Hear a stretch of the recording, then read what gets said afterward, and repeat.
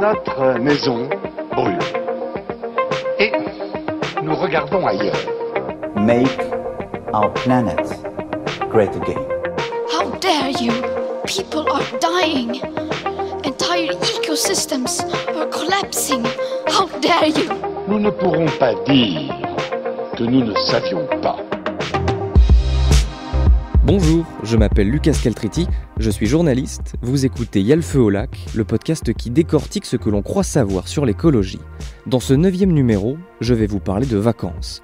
Oui, parce qu'aujourd'hui, le tourisme est responsable de 8% des émissions de gaz à effet de serre, un chiffre qui ne cesse d'augmenter.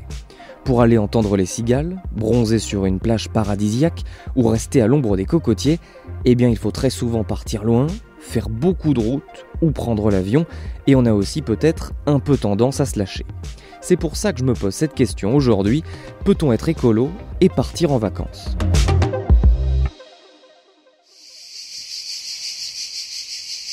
On n'est pas bien là, à siroter une citronnade bien fraîche, à l'ombre d'un pin parasol sur la Côte d'Azur. Oui, non, bon, j'ai pas de vacances cet été en fait, ça ressemble plutôt à ça pour moi en ce moment. Attention, la station Liège, fermée par mesure de sécurité, ne sera pas desservie. Merci. Prochain arrêt, next station, próxima estación. Place de Clichy. Enfin, ça change pas que quand je pars, je fais moins attention. Je suis en vacances, quoi. Je cherche pas forcément à faire ce qui est mieux pour la planète. Je fais un peu au plus simple, notamment sur le transport. J'avoue que lorsque je pouvais gagner 1 heure ou 2 sur le trajet, j'ai privilégié l'avion. Ouais, je sais. En 20 ans, le nombre de touristes a explosé, plus 130%, et ce n'est pas près de s'arrêter. Selon l'Organisation mondiale du tourisme des Nations Unies, d'ici 2030, le nombre de touristes devrait encore augmenter de près d'un tiers pour atteindre 1,8 milliard de personnes dans le monde. Peut-être faites-vous partie d'ailleurs de ces gens. Si vous écoutez ce podcast à sa sortie, nous sommes l'été, et si, bande de chanceux, vous l'écoutez depuis la plage, sachez que vous êtes en train de faire ce que l'on appelle du tourisme bleu, c'est-à-dire un tourisme côtier. Eh bien, ce tourisme bleu a un fort impact sur l'environnement. Pollution marine, pollution atmosphérique, destruction de la biodiversité, épuisement des ressources.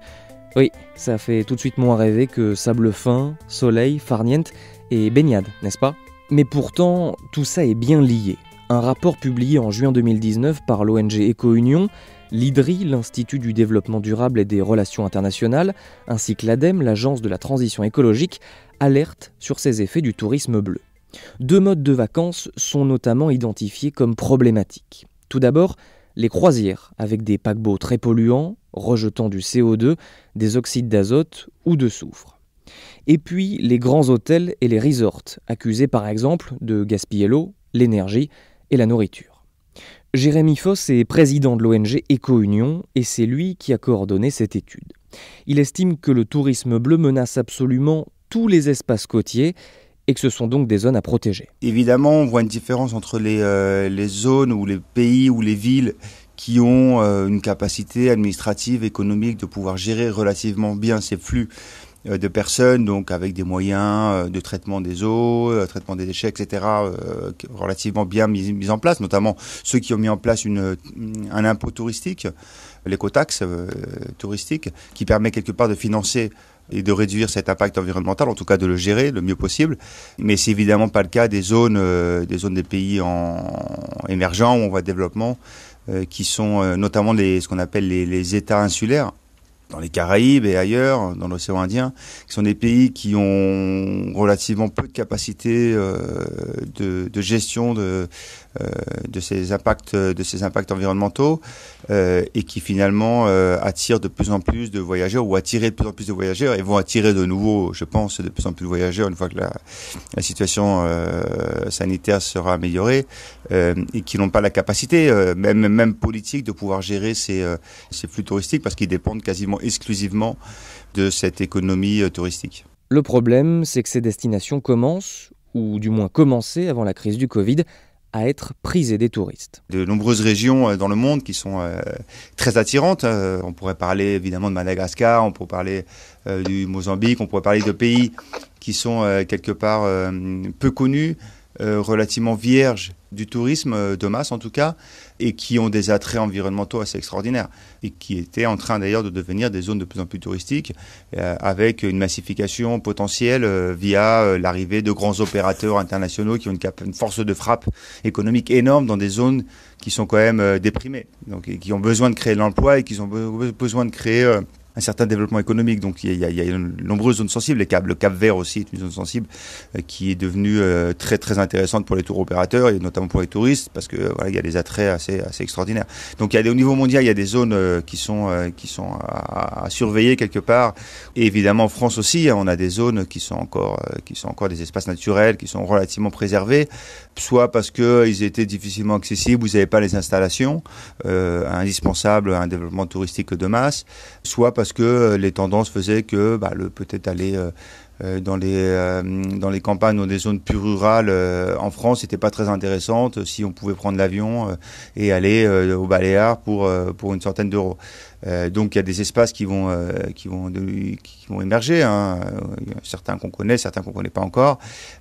En France, on a quand même une certaine capacité de planification et en tout cas de suivi des flux touristiques. Donc on peut réagir en certains parcs naturels, mettre en place déjà des systèmes de contrôle des flux pour éviter une saturation des week-ends ou certains moments clés de l'année de visiteurs.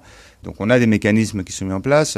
Après, il y a aussi, à mon avis, un travail à faire sur des zones qui ont été déjà très polluées ou très utilisées, qu'il faudrait essayer de récupérer ou en tout cas de rééquilibrer pour maintenir la biodiversité. Je pense par exemple à la baie d'Arcachon, ou évidemment en Méditerranée, il y a de nombreux espaces autour des calanques marseillaises qui sont sensibles à la présence déjà humaine très forte, donc qu'il faudrait aussi continuer à travailler pour réduire l'impact environnemental. Là, vous vous dites peut-être que c'est un discours un peu alarmiste, voire carrément pessimiste, qu'avant de ruiner la baie d'Arcachon, il y a encore du temps.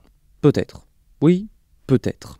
Mais j'ai envie de vous parler d'un lieu, en Thaïlande, d'une plage, rendue célèbre par le film La plage, sorti en 2000 avec Leonardo DiCaprio. Eh bien, elle est désormais interdite d'accès, et ce depuis 2018. Les touristes sont venus par millions sur ce lieu de tournage absolument superbe et l'ont abîmé presque irrémédiablement. On voit bien là finalement tout le paradoxe de ce tourisme bleu. Il met en danger l'environnement. Or, ce qui fait vivre ces destinations, eh bien, ce sont la biodiversité, les paysages. Si demain les écosystèmes sont détruits ou fortement endommagés, si demain le niveau de la mer monte jusqu'à engloutir des plages ou des îles, c'en sera fini du tourisme bleu dans ces espaces.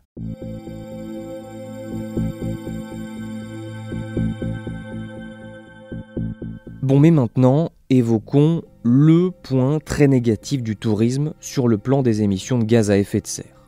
Je vous le donne en mille, c'est le transport.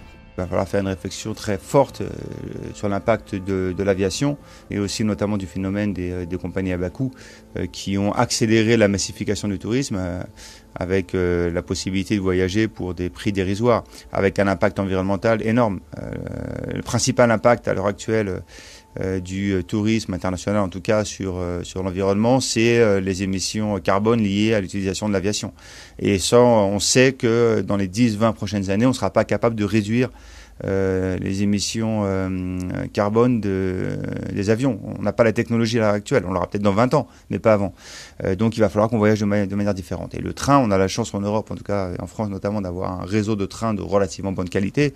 C'est quelque chose qu'on peut et qu'on doit utiliser.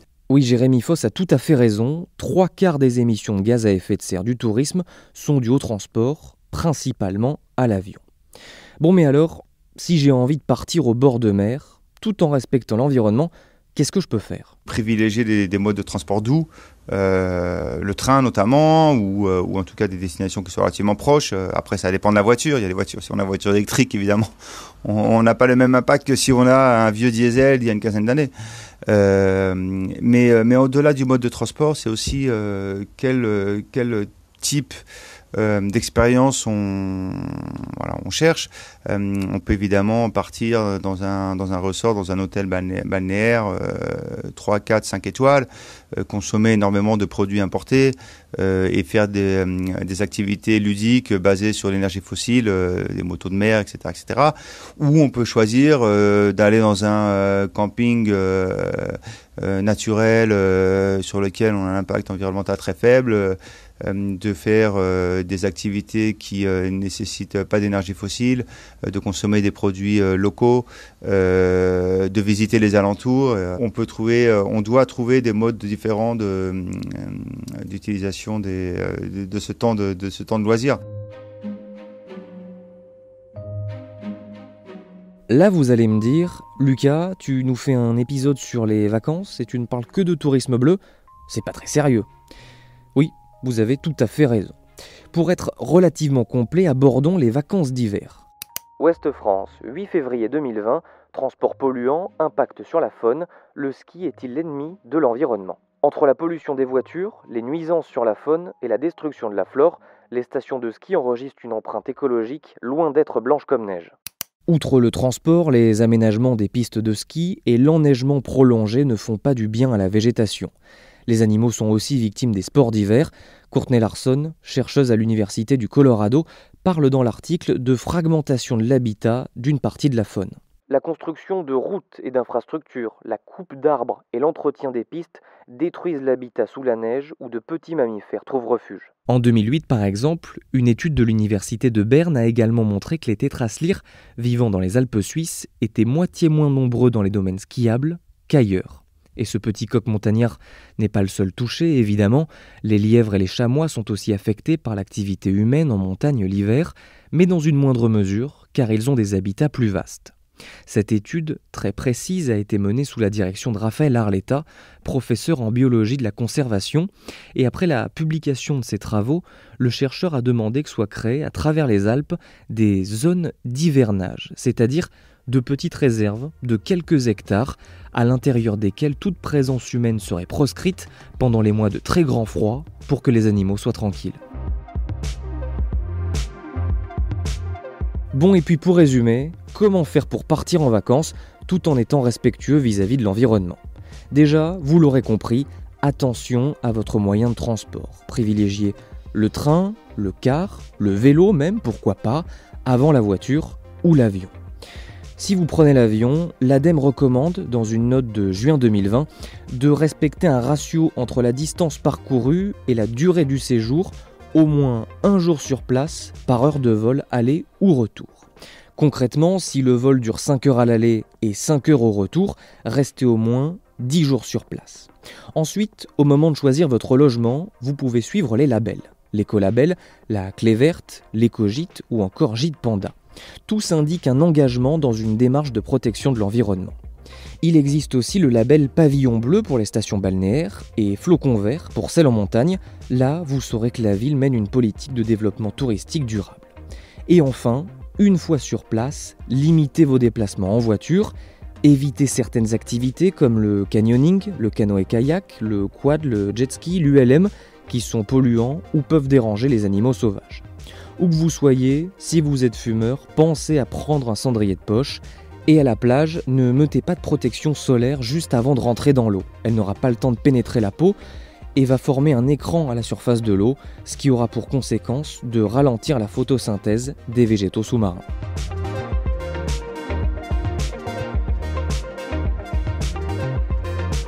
Vous venez d'écouter le 9e épisode de Y'a le feu au lac, un podcast Ouest France. S'il vous a plu, n'hésitez pas à le partager sur les réseaux sociaux, en parler autour de vous, à vous abonner, ou si vous le pouvez même, mettre 5 étoiles sur votre application de podcast. À ceux qui l'ont déjà fait, et vous êtes nombreux, merci beaucoup. On se retrouve dans 2 semaines pour l'épisode 10.